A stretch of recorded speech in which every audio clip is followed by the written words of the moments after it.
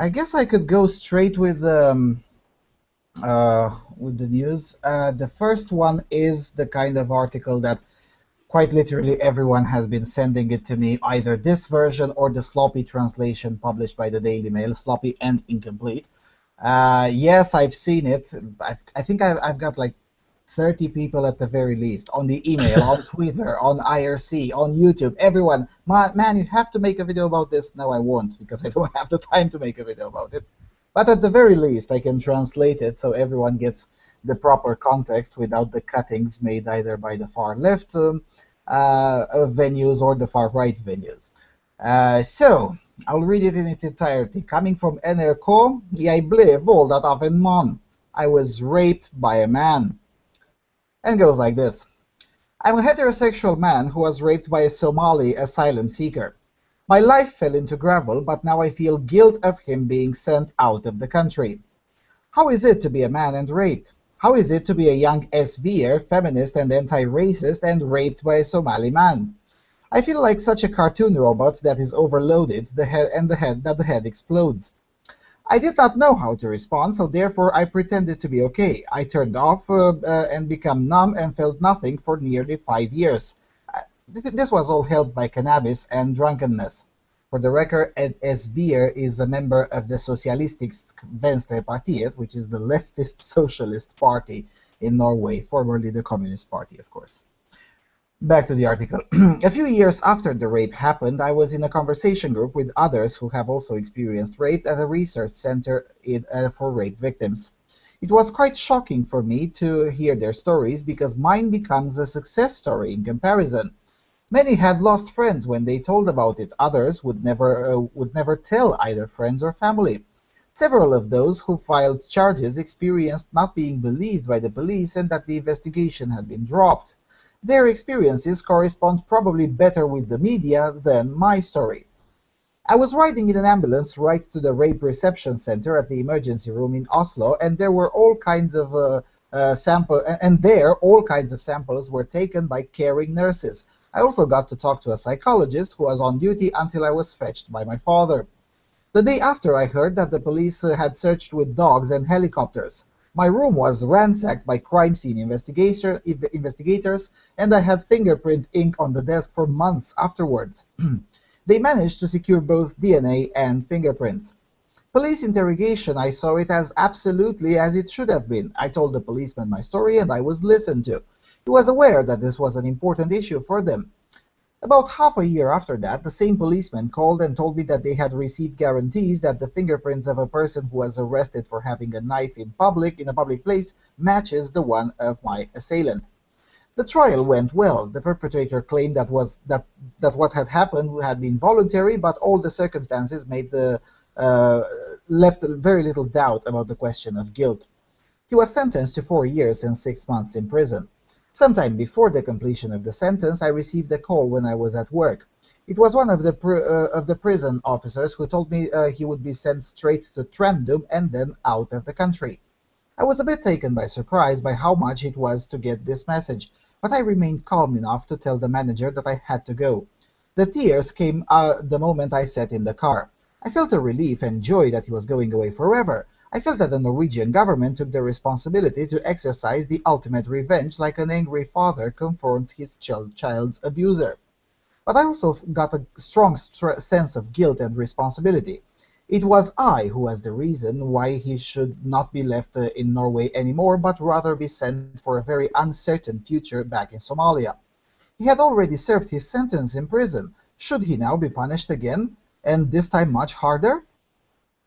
After the rape, I felt I was pushed out of a way of life that I was well inside. I've lost so much time, and it was the worst consequence. New conditions and new friends I can always get. The bond that was weakened by years in a haze of marijuana smoke can be strengthened again. But the years in which self-loathing was the only self-esteem I had, those years disappeared in depression and cannabis use. Those are the years that I cannot get back. It is scary and taboo to talk about young men's emotional life. I feel forgotten and ignored, but I dare not talk about it.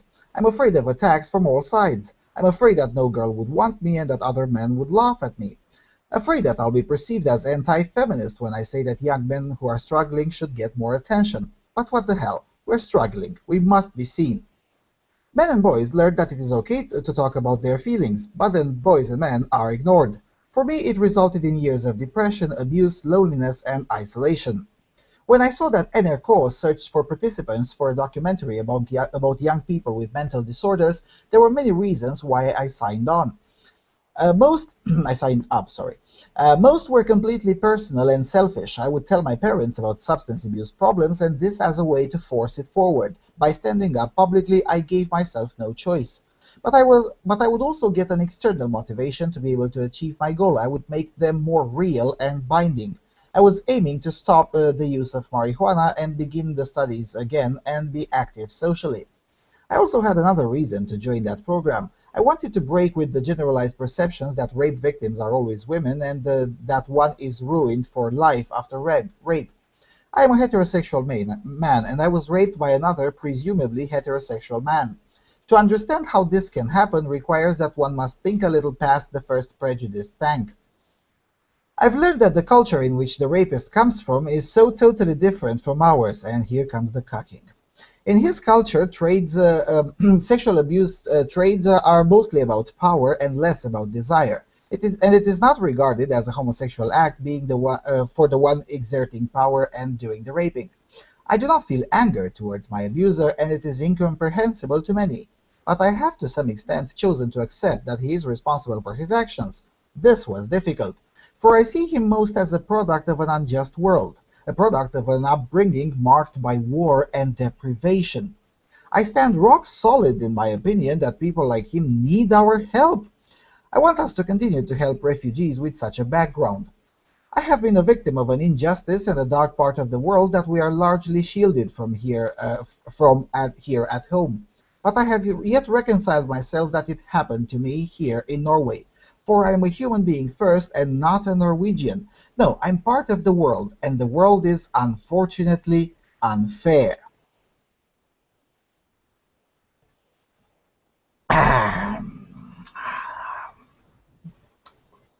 Now what? Well, he started really good, really like until you made that comment about the now starts the cucking, whatever you said. Yeah, Until that point, I was nodding along, but yeah, I mean, it's the kind of article that is good up to a point and then goes full Macintosh. Uh, Actually, thinking about this article, that's how I decided the title of the show, When Ideology Suppresses Reality. So, how do you get from I was raped by a Somali asylum seeker to uh, we're all citizens of the world and Somalia and Norway is pretty much the same thing and everything is very unfair? And how do you get from that? What's the thought process? I mean, the thing is, he it seems to me that he does not view everyone as being the same, but rather that he views people from Somalia as not really having moral agency. That, it's not Yes, that true. he raped him because he's a bad person, but just because he's brought up in this culture where whatever something excuses. Um, when if he had been raped by a fellow Norwegian, he would not be making these excuses. Absolutely, absolutely. Because again, ideology seems to trump reality. Uh, and this kind of thing, oh, we must continue helping individuals with such a background. Uh, yeah, provided that they don't commit violent crimes, I guess. I mean, even from a leftist perspective, just doesn't make sense. Yeah, I mean And go ahead, please. there's a lot of legitimate arguments to be made for and against this whole asylum policy, but people who commit very serious crimes like rape, I think it's pretty much a no-brainer that they should not be allowed to stay in the country. Well, it is a no-brainer for us. It's not really a no-brainer for the Socialistisk Venstrepartiet, which is a very special kind of stupid in Norway. I mean, in some moments they make the Feministisk Initiative in Sweden look like far right in comparison. And in other moments, they make Lenin look like a moderate conservative in comparison. So yeah, I mean, when it comes to socialistic Venstre Party is very, very hard to find the reason in there. Uh, Another aspect that he mentions, he doesn't want to see to be called an anti-feminist when he mentions young men's emotional problems or something like that. Um, yeah, there you go. I'll be perceived as anti-feminist when I say that young men who are struggling should get more attention. I think he's a little bit late to the party, especially in Norway. I mean, in Norway, feminism has been contested and challenged in public far more ruthlessly and mercilessly than in Sweden. And it's no longer a taboo, actually, to speak about such issues. And so he's a little bit Yep, late to the party, but or maybe he meant his own political party, which in that case I can agree. I mean, it is a taboo among the far left, I would Hmm. assume. Maybe not among the general population, but among the far left, it's definitely very much taboo. And he's having sort of a crisis of faith, I guess, where what has happened to him is very much in contrast to what his deep-held ideological beliefs are. Hmm. Yeah, because I mean, I don't know how the expression is in English, but trying to force a square into a round hole, something like that. There A is an square expression. peg into a round hole. Yeah, there you go. That's the expression that I was looking for. That's what he seems to be trying here. I mean, most even the more mainstream left wing political party in Norway has a very sensible position on this kind of thing. I mean, yeah, sure, they're for bigger entitlements for quote unquote refugees, but nevertheless, they also agree that there has to be some limits and whatnot. I mean, it's a totally different planet than Sweden, which is everyone is welcome. Well, they're gonna get 80% of our country. Who cares? Everyone is welcome because there is room for everyone. Oh, wait, we don't have any houses left. Doesn't matter. Everyone is welcome. That's Sweden. In Norway, it's not like that. In Norway, it's a little bit more moderate, a little bit more like, wait a second, no, no, no, we need to have some sanity in here. Even those are willing to recognize, and even those are kept on saying, look, there's going to be a steep increase in the violent crime, and yes, we will crack down and apply deportations and whatnot. And the Venstrepartiet was always against everything of this nature. It was like any attempt of common sense was routinely brushed off as racist and fascist and totalitarian and whatnot. And then the exact things that everyone warned about happens to him. That I can understand that can be quite uh, not just shocking, but shattering maybe. Yeah, and it makes him into a literal rape apologist. Quite literally, yes, because that's what I was trying to eventually end up calling him a rape apologist. I mean, with all the sympathy and of course the fact that it took 5 years of his life and the depression and whatnot, that's terrible, of course. But nonetheless, this guy is an actual rape apologist. Yeah, and it's not in this sort of sense that this term is overthrown around that I don't know that if you don't believe every rape accusation, you're a rape apologist, or if you believe that consent is sometimes murky, then you're a rape apologist. Things like that, where this word is used in a very inflationary way. But no, he's actually apologizing for rape, saying that it's not really his fault because it's part of his culture and uh, should not be deported and so on. Yeah, that's quite literally the definition of a rape apologism. What I don't understand is if you're so guilt ridden and if you're so rock solid in your uh, communist beliefs, essentially, then why file for an accusation to begin with? Yeah, I don't know about that. There have, I believe, been cases where I think it was a woman who was raped by refugee was sort of a helper Italy, yeah. in Italy, where she was pressured by the other help us not to press for charges because it would make refugees look bad. Hmm. Um, so It turned out to be true, the story, by the way. mhm. We were unsure about it at that time because there were so many stories, and we knew that at least a portion of them were mythology. But that one actually turned out to be true, uh, and that's where does this stop? Because with this migration crisis, we've got a whole new wave of ideologues on the block. I mean, it's not just feminist ideologues, but it's these kinds of ideologues with this unshakable belief that uh, anything that might put their narrative into question should be absolutely suppressed. And then we get this even newer brand of ideologues who have actually been victims um, of violence by migrants, yet they, as a response to that, they cope with more guilt trips. Because a similar story to that circulated in the German media. I don't know if that one was true or not, but it is not the first time I read this kind of article, nonetheless. Yeah, it's I mean, I this don't guy actually exists. I mean, there's no doubt that this story is yeah. legit. This guy actually exists. The one that I read from the German media, I wasn't sure. It was also a leftist from Die Linke, a woman that was at that time, but I'm not sure that that one actually. I mean, the woman exists, but there was no way to corroborate the article with her actual story. So I suspended judgment and refrained from commenting about it in a public manner.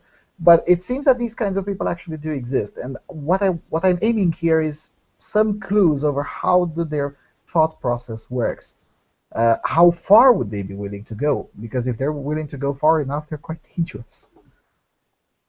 Yeah, I mean, in this case, this young man at least did report the rape, and it's not like as what he wrote here is that he was glad that he would that this guy was that the perpetrator was convicted, and he was glad that he was expelled from the country, even though he sort of felt guilty about that feeling, but he still has that feeling. So it's not. So you're saying this one is not really that extreme. Yeah, it's not actually that extreme. Like given that he's a far leftist and has these beliefs, he's sort of coping with the situation in a reasonably sane way. Like he's not going to just suddenly overturn all his deeply held beliefs because of one experience, which is I think quite reasonable. Because one experience is not a lot of data. It's just one story that shouldn't fundamentally change your worldview. Now, I don't agree with him holding that worldview in the first place, but given that he holds that worldview, changing it because of one personal experience would actually be a sign of irrationality.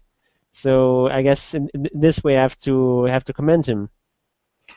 Yeah, the reasoning makes sense. What you just said makes entire sense. What he doesn't go into, and that's the part I would have been interesting to learn. He mentions that he has been at a rape victims resource center or something like that, and his story looks like a success one in comparison to the ones he's heard there. Uh, okay, I suppose that's true. I don't know. What I am interested is.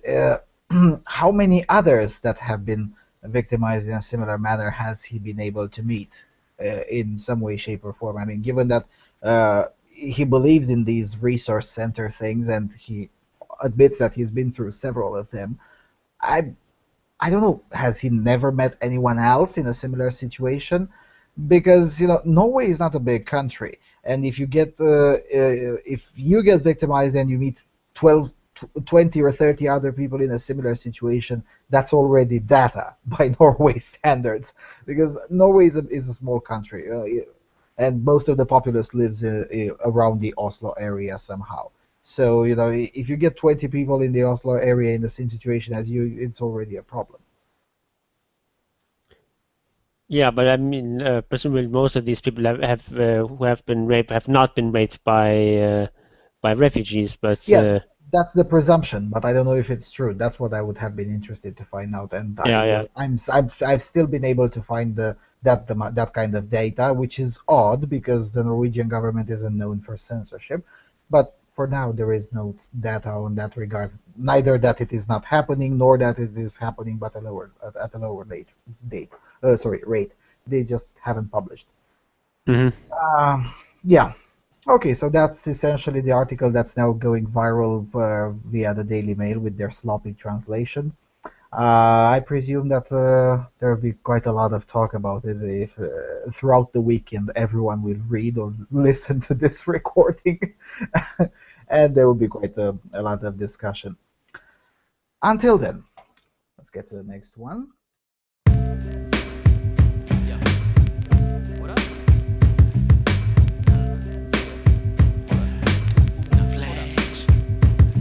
It's the rhyme ruler, the mind of the master, the prime poet designed for disaster, a crime candidate, the light heavyweight. I might levitate right through the heaven's gate. Rhymes record break neck spines and vertebrae, simple and plain like Kanye.